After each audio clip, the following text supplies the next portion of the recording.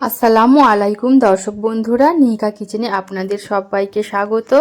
এখন প্রায় তালের মরশুম শেষ হয়ে এসেছে, আর এই সময় যদি আমরা চাই তো তালের পাল্প সংরক্ষণ করে রাখতে পারবো, তাও আবার 1 বছরের জন্য। তো চলুন দেখে নেওয়া যাক কীভাবে আমি এই তালের পাল্পটা সংরক্ষণ করব। তো প্রথমে দেখুন আমি একটা তাল নিয়ে নিয়েছি, আর এটা খুব ভালোভাবে আমি ধুয়ে নিয়েছি। এবার এইভাবে একটু ঠুকে দিলে উপরে তালের মাথার দিকে যে শক্ত আবরণটা থাকে এটা ছেড়ে যাবে। এভাবে এটাকে টেনে আমি ছাড়িয়ে দিচ্ছি।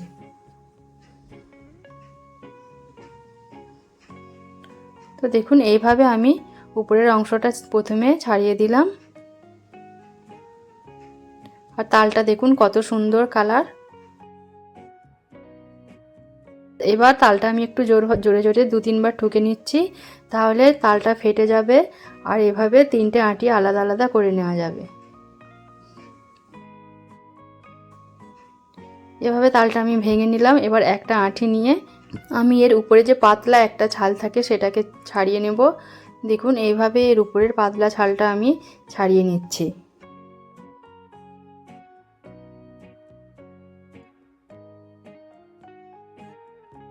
তো একটা আঁটি দেখুন এভাবে আমি ছাড়িয়ে নিয়েছি। একই প্রসেসে আমি অন্য আঁটিগুলোও ছাড়িয়ে নেব।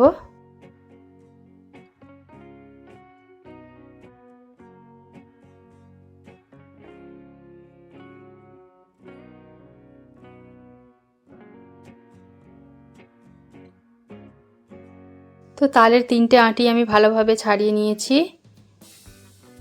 এখন এর উপরে আমি একটু পানি দিয়ে দিচ্ছি, যাতে তালের পাল্পটা খুব নরম হয়ে যায় আর ভালোভাবে তার পাল্পটা বেরিয়ে আসে। এইভাবে একটু ভালোভাবে মেখে নিচ্ছি 2 হাত দিয়ে। পানি দিয়ে এইভাবে একটু চটকে নিলে খুব সহজেই তালের পাল্পটা বেরিয়ে আসে।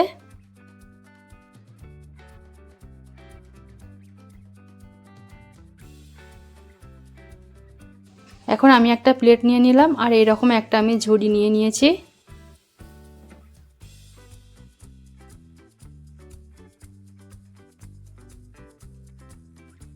এখন একটা আঁটি নিয়ে আমি এই ঝুড়িটার উপর বারবার ঘষা দিতে থাকবো, তাহলে তালের পাল্পটা খুব সহজেই বেরিয়ে আসবে। এই প্লেটটার মধ্যে তালের পাল্পটা বেরিয়ে আসবে।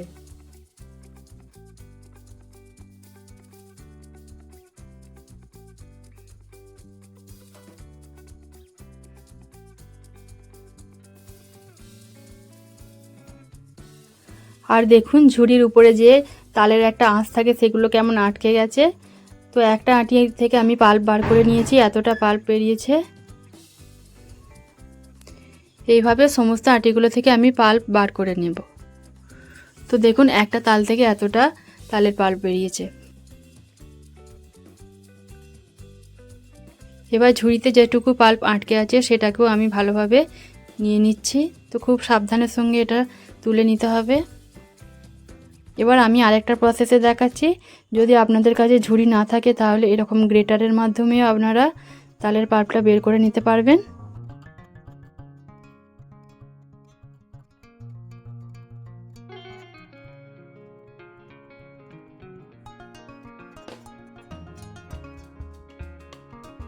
এখন আমি একটা প্লেট নিয়ে নিয়েছি, আর এরকম একটা নেটের কাপড় নিয়ে নিয়েছি। এবার এই কাপড়টার মধ্যে আমি কিছুটা তালের পাল্প ঢেলে দিচ্ছি। এবার ঢেলে দিয়ে আমি হাতে করে টিপে টিপে এই তালের পাল্পটা বের করে নেব। এইভাবে খুব সহজেই তালের পাল্প ছেঁকে নেওয়া যায়। দেখুন প্রসেসটা খুবই সহজ।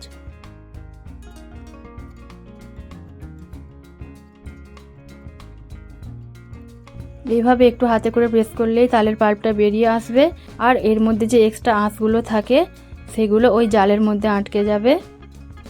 দেখুন আঁশগুলো কেমন জালের মধ্যে আটকে গেছে।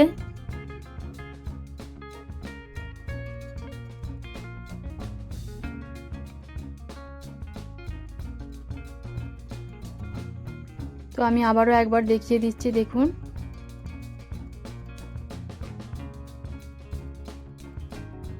এখন আমি একটা কড়ার মধ্যে কিছুটা পানি দিয়ে দিলাম, আর এবার তালের পাল্পটা দিয়ে দিচ্ছি। আমি এখানে 2টো তাল থেকে পাল্প বার করে নিয়েছি, আর এতটা পাল্প বেরিয়েছে। এবার কড়ার মধ্যে নেড়েচেড়ে কিছুক্ষণ জাল করে নিতে হবে। আমি দিয়ে দিলাম কিছুটা লবণ। এবার ভালোভাবে নেড়েচেড়ে খুব সুন্দরভাবে জাল করে নিতে হবে। দেখুন এটা কেমন ফুটে উঠেছে, আরও খুব ভালোভাবে একটু ফুটিয়ে নেব। এইভাবে অনবরত নাড়তে হবে, নাহলে তলায় পোড়া লেগে যেতে পারে। অনবরত নেড়েচেড়ে তালের পাল্পটা খুব সুন্দর করে ফুটিয়ে নিতে হবে। দেখুন পাল্পটা খুব সুন্দরভাবে ফুটে উঠেছে। এবার ঠান্ডা করে আমি একটা এয়ারটাইট কন্টেনারের মধ্যে ঢেলে নিয়েছি। এটা 1 বছর পর্যন্ত ডিপ ফ্রিজে সংরক্ষণ করতে পারবেন।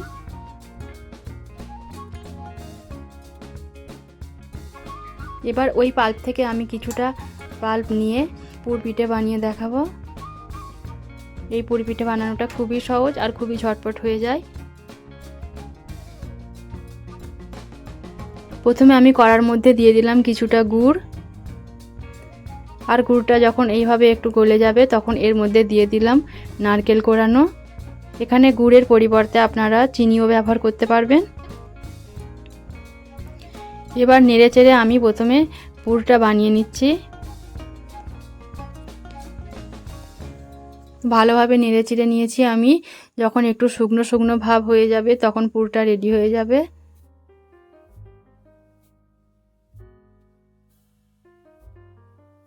তো দেখুন নারকেলের পুরটা এখন রেডি হয়ে গেছে। আমি এখন একটা বোলের মধ্যে নিয়ে নিলাম মেজারমেন্ট কাপের 1 কাপ চালের গুঁড়ো আর হাফ কাপ ময়দা।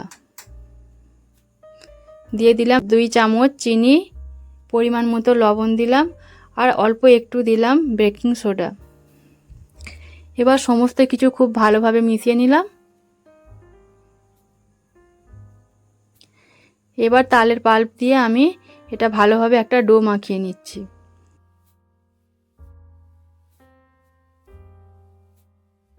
আমি এখানে কোনো পানি ব্যবহার করছি না, শুধু তালের পাল্প দিয়ে আমি ভালোভাবে ডোটা মাখিয়ে নিচ্ছি। তালের পাল্প কম থাকলে আপনারা কিছুটা পানিও ব্যবহার করতে পারবেন। আর ডোটা একটু শক্ত শক্ত ভাব হবে, খুব একটা নরম বা খুব শক্ত হবে না। এবার হাতের মধ্যে আমি একটু তেল মাখিয়ে নিয়েছি, আর এদিকে কড়াই গ্যাসের মধ্যে আমি তেল গরম করতে দিয়ে দিয়েছি। এই পিঠেটা বানিয়ে সঙ্গে সঙ্গেই ভেজে নিতে হবে। আর দেখুন কিভাবে আমি পিঠেটা মুড়ে নিচ্ছি। হাতের মধ্যে কিছুটা ডো নিয়ে একটু পাতলাভাবে তৈরি করে নিলাম। এবার ওর মধ্যে পুর দিয়ে সঙ্গে সঙ্গে তেলের মধ্যে ছেড়ে দিতে হবে। এই পিঠাটা বানিয়ে রেখে দেওয়া যাবে না, সেজন্য আগে থেকেই তেল গরম করে নিতে হবে, আর হাতে মাখার সাথে সাথেই তেলের মধ্যে ছেড়ে দিতে হবে। আমি আবারও একটা বানিয়ে দেখাচ্ছি। দেখুন হাতের মধ্যে এরকম পাতলা করে ডোটা একটু পাতলা করে নিয়ে নিতে হবে, তারপরে ওর মধ্যে নারকেলের পুর দিয়ে এভাবে মুড়ে নিতে হবে। খুবই ঝটপট হয়ে যায়, একেবারে খুব সহজ পদ্ধতি, আর খেতেও কিন্তু অসম্ভব মজার হয়। এইভাবে আপনারা একবার পিঠা ট্রাই করে দেখবেন, খেতে কিন্তু খুবই সুন্দর হয়, আর বানানোও খুবই সহজ, খুবই সোজা। আপনারা দেখতেই পাচ্ছেন এত চটপট তৈরি হয়ে যায় এই পিঠাটা। এবার এক পিঠ ভাজা হয়ে গেলে আমি অপর পিঠটাও উল্টে ভেজে নিচ্ছি।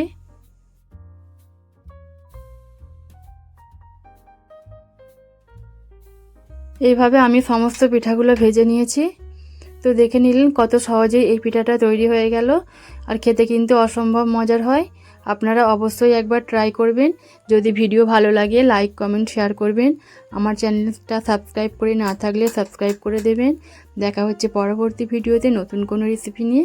সবাই খুব ভালো থাকবেন, সুস্থ থাকবেন, আর আমার জন্য দোয়া করবেন। আল্লাহ হাফেজ।